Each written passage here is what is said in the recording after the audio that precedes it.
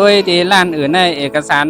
มันยุ่งยากขนาดเอาคนกรรมก็ต้องเป็นคนไทยเนี่ยนะคนกรรมก็ต้องใจหลายก้อหลายหางเพราะว่ารถที่ในก็ของเปิ้นก็มีคุณภาพเนาะช่วงล่างช่วงหางก็ดีขนาดเอกสารก็2 วันก็ผ่านแล้ว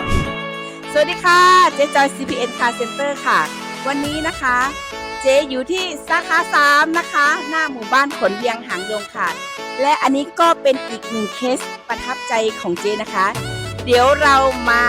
พบกับเคสประทับใจของเจ๊เดี๋ยวเรามาถามนะคะว่าลูกค้าอยู่ที่ไหนอะไรยังไงนะคะไม่สูงค่าออกค่าคือใจจอมม่อนนะครับเนาะ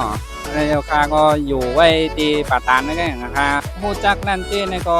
มีพี่ใหญ่เขาแนะนำมาครับเนาะแล้วก็เขาก็ติดตามเพจเพิ่นมาถึงเอาเงินฮะพอหันเพิ่น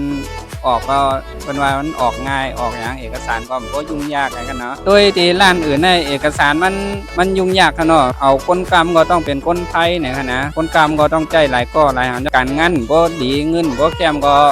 ขันหยาบเนี่ยครับเนาะมาตีร้านในเนี่ยเพิ่นก็อนุมัติปันของนะเพิ่นก็ยุ่งยากแล้วก็สอบถามนำครับเนาะที่ไหนนะร้านเจ๊จอยเนี่ยเขายินดีบริการตลอดอันที่ร้านในก็รถมีรถทางหลีรถเข้มๆหลายๆครับเนาะโอ้ใครสนใจหรือว่าใครมาต้วยเนี่ยก็แวะเข้ามาต้วยอะไรคะนะเพราะว่ารถที่ในก็ของเพิ่นก็มีคุณภาพเนาะช่วงล่างช่วงหางก็ดีคะนะเอกสารก็2 วันก็ผ่านแล้วเอกสารผ่านง่ายแล้วก็ยุ่งยากกันเนาะมีวัดมีก็เอาออกไล่ก็ฮะของแถมก็มีแต่ของแถมที่ถูกใจหลายๆข้างนอกอันแล้วแต่เฮาใครเลือกกันเนาะมันมีหลายเมลหลายอย่างฮะเพราะว่าเฮาใครไล่เมลหือเนี่ยก็เฮาเลือกเอาฮะเจเปิ้นก็มีของอันมีหลายเมลหลายอย่างเนาะเจตัวจริงเปิ้นก็น่ารัก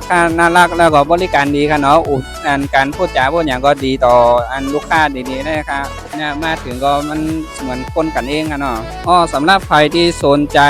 โลดหรือว่าใครได้โลดอันห้างหลีแคบๆเนี่ยก็เนาะก็แนะนำมาที่ร้านเจ๊จอยนะครับเจ๊จอยเปิ้นมี3 สาขานะครับสาขา1เนี่ยก็อยู่ที่อันที่ก่อนถึงห้องพักแม่โจ้นะคะนะสาขา2ก็นาวัดกูมานเนี่ยแถวตาโฮนะคะเนาะสาขา3เนี่ยก็อยู่ที่วันขอนเวียงนะคะเนาะอันตัวหันง่ายนะคะมันจับตั้งหลวงกันเดี๋ยวค่ะนะในเจ๊จอยจัดปันค่ะเนาะ